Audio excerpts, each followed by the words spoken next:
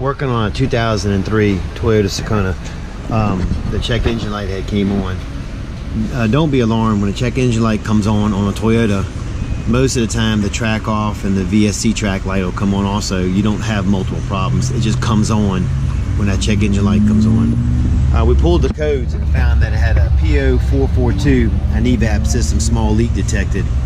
First thing it did is it went to the gas cap and checked the gas cap.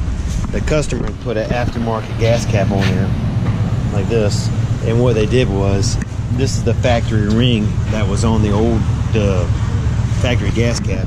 So they put it on like that, and then they stuck it on there. Well, it wouldn't let it seat correctly, so all we did was remove that ring. We reinstalled the gas cap, cleared the codes, and there was no more problems.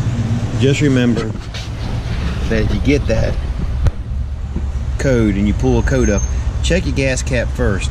A lot of times they're not tight, and if you go with an aftermarket gas cap, do away with the factory ring that holds it in place and just use the gas cap that they sent you. If you this was helpful and you like my channel, subscribe to it for more tips.